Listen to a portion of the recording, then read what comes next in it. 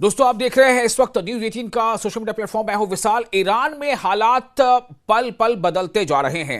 Iran के को लेकर के कई तरह की खबरें आ रही हैं। खबरें ये आ रही हैं कि वहां पर एक बदअमनी फैली हुई है, अवाम में इंतशार है और माशी बदहाली का कहीं ना कहीं ईरान की अवाम जो है उसको लेकर के सड़कों पर है। लेकिन क्या इसके पीछे कुछ ऐसी साजिशें कार फरमा है, और जो खबरें आ रही हैं उनमें खबरों में हकीकत कितनी है, अफवाहें कितनी है, बहुत तरह के सवालात हैं।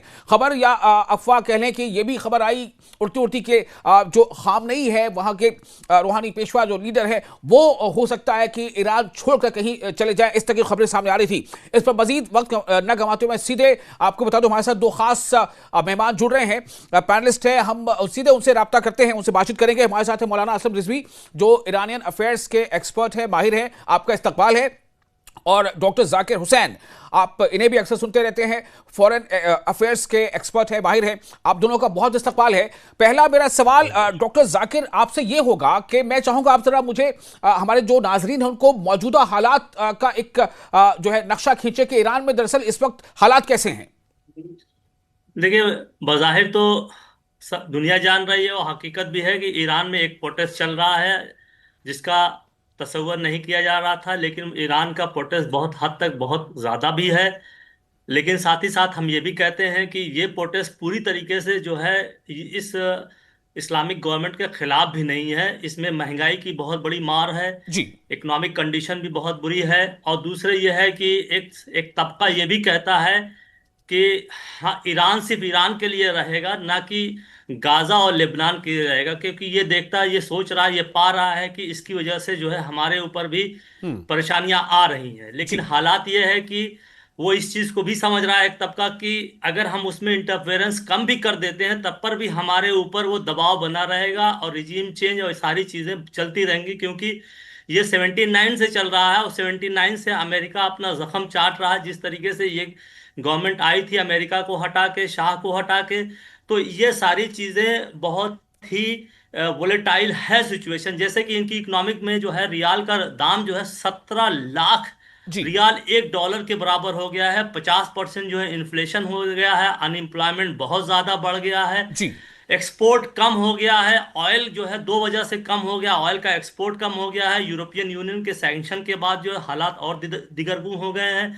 और चाइना जो कि सबसे बड़ा इंपोर्टर ऑफ ईरानियन ऑयल है, वो भी पूरी तरीके से इसलिए नहीं हो रहा है क्योंकि उसको अदर अदर गल्फ शेखडम जो है उनसे भी ऑयल खरीदना है। जी ये सारी चीजें मिला के हालात को उस तरफ ले जा रही बिल्कुल। हैं कि जिससे अमेरिका, जाकिर साहब लेकिन हालात जाकिर वो साहब नहीं है। जाकिर साहब, जी, मेरा एक छोटा सा सवाल। क्या ईरान में भी ऐसा कुछ हो सकता है जो हालिया दिनों हमने देखा वेनेजुएला में हुआ। अगर ऐसा होता है तो ईरान इसका मुंह तोड़ जवाब देगा। और उसके पास इतनी कैपेबिलिटी है कि अमेरिका का जो प्रेशर पॉइंट है, प्राइस्ड बहुत ही महंगा प्रेशर पॉइंट है इसराइल, अमेरिका इसको नहीं बचा पाएगा इस बार। क्योंकि अगर ये ईरानियन गवर्नमेंट जाती है तो वो किस लिए सारा डेवलपमेंट करके बैठी है। 12 दिन की जो लड़ाई है उसमें पूरी दुनिया ने देख लिया था जी किस तरीके से इसराइल की इनविंसिबिलिटी, जिसे हराया ना जा सकते, उसको कुचला था।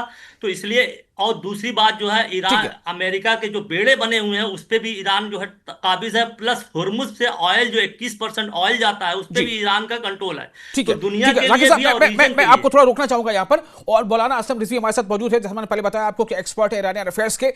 इससे पहले भी कई बार हमने इनको ऐसे मौजूदात पर जोड़ा है। असलम रिजवी साहब, मैं चाहता हूं कि आप जरा एक हकीकत बताएं कि वहां पर क्या कुछ हो रहा है। खबरें हैं ये, मैं ये नहीं कह रहा हूं कि इस तरह की खबर में सदाकत कितनी है, अफवाह कितनी है। खबर ये है कि क्या खामनेई जो है वो ईरान भी छोड़कर कहीं जा सकते हैं, इस तरह की खबरें भी आ रही हैं। मैं आप जानना चाहता हूं कि क्या है हालात वहां पर। जी, बहुत बहुत शुक्रिया, आपने इस अहम मौजू पर मुझे अपने प्रोग्राम में शामिल किया। जी दो तीन सवाल आपने एक साथ कर दिए हैं, ईरान के हालात के बारे में और आयतुल्लाह खामनाई क्या ईरान छोड़कर जा रहे हैं। तो पहली बात तो ये है कि जैसा कि हमारे जाकिर भाई ने बताया, हम्म। बहुत ही खूबसूरती से इन्होंने तमाम बातों को बयान किया। इसमें कोई शक नहीं है कि ईरान में महंगाई जो है, इधर चूंकि ईरान पर सैंक्शन लगाया गया हम्म। तो डॉलर की जो कीमत थी हम्म। उस पर असर पड़ा और 30% का असर पड़ा। जी यानी वो डॉलर जो फर्ज कीजिए कि 60 रुपए का था, वो 90 में हो गया, मिसाल के तौर पे मैं समझाने के लिए कह रहा हम्म। हूँ। तो उसका जो असर हुआ, तो जब डॉलर पे असर पड़ता है तो हिंदुस्तान में भी यही होता है कि तमाम चीजें महंगी हो जाती हैं। उसका असर हुआ। और कुछ बाजारी लोग थे जो बिजनेसमैन थे, बाजारी फारसी के एतबार से मैं कह रहा हूँ, बिजनेसमैन जो थे यानी बाजार से रिलेटेड, उन्होंने एक मुजाहरा किया था तेहरान में, जिसमें 45 से 50 लोग थे। और इनका मुतालबा ये था कि डॉलर की जो कीमत है उसको जो जी। है बढ़ने न दिया जाए, कंट्रोल किया जाए। इसमें कुछ शरपसंद अनासिर भी, जैसा कि हिंदुस्तान में भी मैंने देखा है कभी जी। कभी मुजाहरा और प्रोटेस्ट बहुत ही पाक होता है, लेकिन उसमें बाहर से कुछ अनासिर शामिल होकर उसको जो है वो और ज्यादा खराब कर देते हैं। जी। ऐसे ईरान में हुआ। वो 45 से 50 लोगों का जो शुरू में मुजाहरा हुआ था वो बढ़ा, और उसमें कुछ गलत लोग शामिल हुए और पुलिस ने उन पर जो है कार्रवाई की और जी। पानी के बौछार की, और इससे ज्यादा कुछ नहीं हुआ। लेकिन लेकिन जो लेकिन खबरें यहां तक हैं, आपका मैं फिर सवाल है, आपसे ये कहूंगा कि सदाकत आपके ऊपर मैं आपका छोड़ता हूं, उसका खबरें अगर यहां जवाब तक दे है दूं, कि हम 30 नहीं से ज्यादा सवाल लोगों की मौतें हो गई हैं और 1200 के आसपास लोग जो हैं वो काफी तादाद में जख्मी भी है और उनको हिरासत में लिया गया है। यहां तक कि जो जी। चीफ जस्टिस हैं ईरान के, उनका भी ये एक उनकी बात सामने आ रही है कि उन्होंने तमाम जो अफसरान हैं उनसे कहा है कि जो शरपसंद अनासिर उनके साथ सख्ती से निपटा जाए। अमेरिका कह रहा है कि अगर आपने सख्ती की गोलियां चलाई तो हम बिल्कुल तैयार खड़े हैं। बहुत अमेरिका तो इंसानियत का बहुत बड़ा हमदर्द है। 70,000 से ज्यादा गजा में मजलूम मारे गए तो डोनाल्ड ट्रंप रोज रोया करते थे, आंसू बहाते थे। पूरी दुनिया जो है गजा के मजलूमों के ऊपर गिरिया कर रही थी।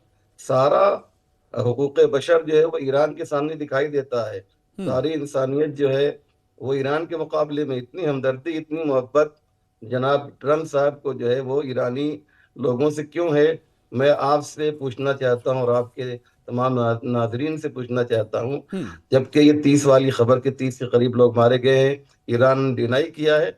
मुझे यकीन है कुछ लोग मारे गए हैं। और जब आप जो है वहां पर ऐसे हालात पैदा करेंगे, बैंक जलाए गए हैं, पेट्रोल पंप जलाए गए हैं, और उसके बाद भी 30 लोगों के करीब की मौत हुई है, तो मैं उसका कतन राजी नहीं हूँ मैं कि मौत नहीं होनी चाहिए थी। लेकिन बहरहाल ये हर हर मुल्क में होता है और कहाँ नहीं मौलाना होता असलम है। साहब, क्या आप देखते हैं कि इसमें किसी कोई कोई ऐसी कुव्वत है जो जो ईरान में अनरेस्ट पैदा कर रही है? बिल्कुल, आप अगर आप जाएंगे चेक करेंगे तो आपको मालूम होगा कि मोसाद का एक अहम शख्स जो है उसने जो है इस पर खुशी जाहिर की है। और अमेरिका ने भी कहा है कि खुद डोनाल्ड ट्रंप ने कहा है कि ईरान में कोई किसी की मौत नहीं होनी चाहिए। ये क्या है? आपकी हर हर मुल्क में प्रोटेस्ट होता है और लोगों को अख्तियार है कि अपने मुल्क के रहनुमाओं के खिलाफ आवाज बुलंद करें, लेकिन दूसरे मुल्क को उसमें मुदाखलत करने की क्या जरूरत है? मसलन किसान आंदोलन में फर्ज कीजिए कि हिंदुस्तान में हो रहा हो, और अगर कोई दूसरे मुल्क का कोई शख्स जो है उसके खिलाफ बोले तो वो मुल्क राजी नहीं होगा। आंदोलन बुरी चीज नहीं है, लेकिन उसका गलत इस्तेमाल ये सही नहीं है। आपने एक सवाल किया था जी। कि आयतुल्लाह खामनाई जो है वो क्या रूस जा रहे हैं?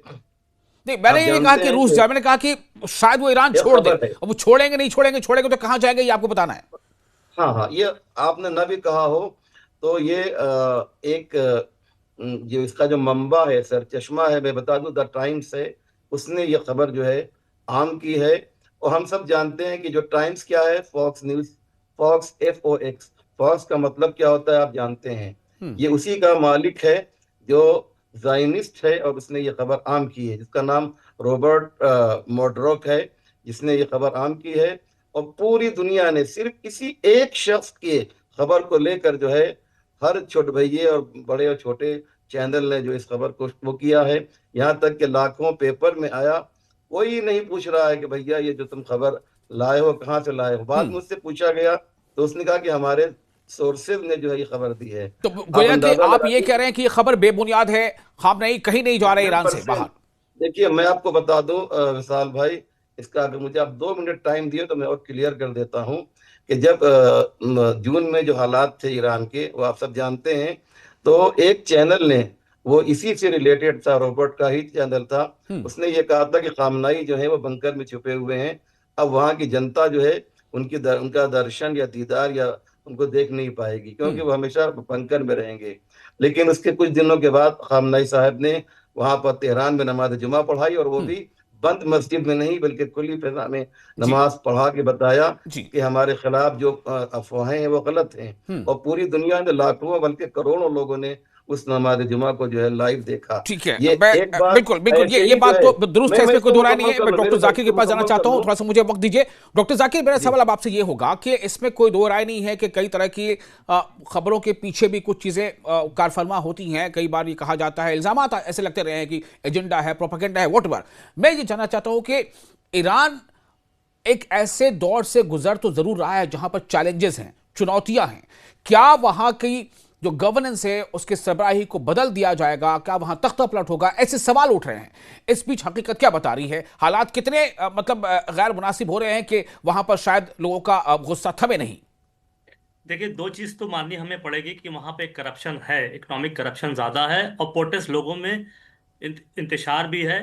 इसको जी, ईरान की जो बस 2 मिनट गवर्नमेंट में है, बात पूरी कर खामनाई साहब लीजिएगा। की जो जी गवर्नमेंट है, हाँ, खामनाई साहब को इसको कंट्रोल भी करना चाहिएगा। लेकिन हमें ऐसा नहीं तख्ता अगर पलट होता है तो पूरी गवर्नमेंट खत्म हो जाएगी और शाह का बेटा जो बैठा हुआ है, जो ईरान के शाह है, वो हो सकता आ जाए, फिर जमहूरियत तो नहीं आएगी। लेकिन तख्ता पलट होने में काफी खूनरेजियां होंगी, क्योंकि ईरान मिलिटरली डिफेंस वाइज बहुत ही स्ट्रांग है। जी इसराइल को, अमेरिकन के सारे बेसिस को अच्छा जवाब देने की पोजीशन में है, और पूरा गल्फ भी इसके खतरे, इसके नरगे में आएगा। और ऑयल अगर रुकता है तो लगभग 200 बिलियन डॉलर का पूरी दुनिया पे असर पड़ेगा। ठीक है। तो ईरान कोई वेनेजुएला नहीं है जो लोग कंपेयर कर रहे हैं। वेनेजुएला और ईरान को ना चाइना छोड़ सकता है ना रशिया छोड़ सकता है। अब उनकी जरूरत है ईरान को मेंटेन करना, क्योंकि अगर ईरान खत्म हो जाता है तो मिडिल ईस्ट से ये दोनों कंट्रीज का सफाया हो ठीक है, जाएगा। तो ईरान तो कोई मदरो साहब, वेनेजुएला नहीं है। और असद साहब, दूसरी फाइनल कमेंट। मैं सिर्फ आपको 40-50 सेकंड दे पाऊंगा। एक बात और सुन लीजिए अच्छा जाकिर साहब, जल्दी कि से। 82 साल का ज़ईफ आदमी भागेगा, उसको क्या मिलेगा भागने से? कितनी जिंदगियों, कितनी घड़ियां भी बची हुई हैं। बिल्कुल बिल्कुल, अब ये नसीब बकवास की चीजें। हाँ असलम जी, साहब जी, इसको हम कंक्लूड कर रहे हैं। ये जो मीडिया में झूठ बोला नहीं जा आप अपनी रहा है, बात इसके रखिए ना लिए जी। मैं इतना ही कहना चाहूंगा कि ये, जी हाँ, कि एक झूठ को लाख बार बोलने से वो सच नहीं हो जाता। हम्म और 1 महीने के बाद आप मुझे फिर बुलाइएगा हम्म तो मैं आपको बताऊंगा कि ये सारी खबरें जो थी वो झूठ साबित हुई, हम्म और आप भी मेरी तायद करेंगे। चलिए, बहुत शुक्रिया आप दोनों खास मेहमानों का। ईरान के हालात पर लगातार जो भी वहां के डेवलपमेंट है, हम फिर ऐसे ही कुछ गुफ्तगू करेंगे। मुझे लगता है कि हमारे नाज़रीन को कुछ सच्चाई से आप जरूर रोशनास होंगे। आप बने रहे न्यूज़ 18 के सोशल मीडिया प्लेटफॉर्म पर। हमें दें इजाजत।